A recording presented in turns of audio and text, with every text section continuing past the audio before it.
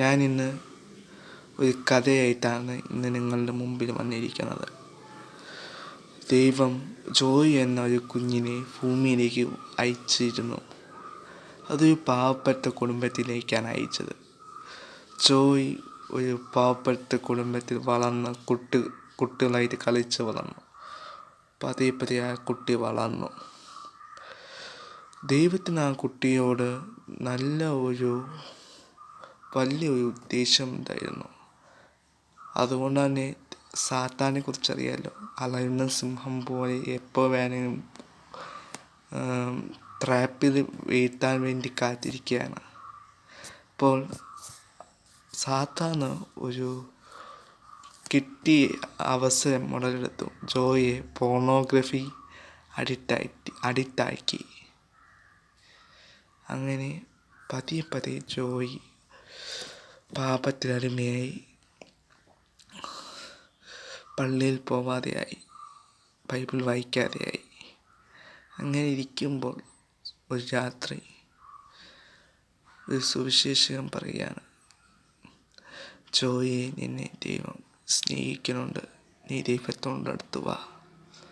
ജോയ് ഇത് കേട്ടപ്പോൾ കരങ്ങിപ്പോയി. ജോയ്ക്ക് എന്തെന്നറിയാതെ വീട്ടിൽ പോയി കിടന്നുറങ്ങി. പതിയെ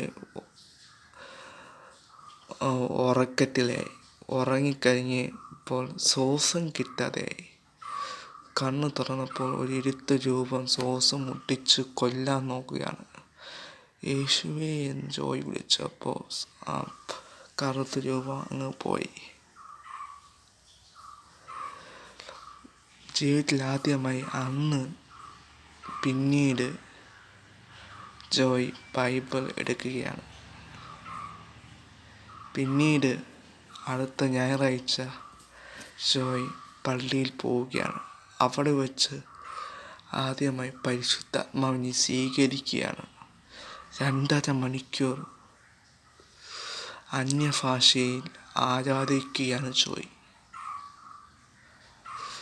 പതിയെ ജോയിയുടെ സാക്ഷ്യം ലോകമെമ്പാടും കേൾക്കുകയാണ്. ജോയിയുടെ സാക്ഷ്യം കേട്ട് വ്യഭിചാരികൾ, കള്ളന്മാർ, കൊള്ളക്കാർ പലരും മാനസാന്തരപ്പെടുകയാണ്.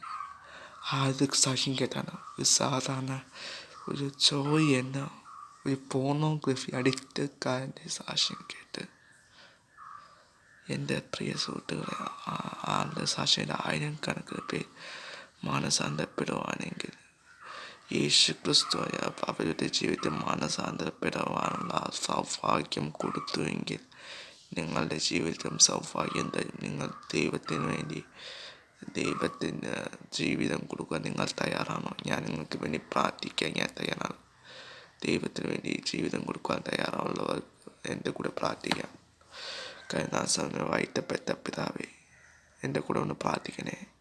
കരുണാസമയം വാഴ്ത്തപ്പെട്ട പിതാവേ, സ്വർഗീയ പിതാവേ, ഈ ലോകത്തോട് ഞാൻ ഒരുപാട് ഓടി നടന്നു. ഇനി എനിക്ക് വയ്യനാഥ.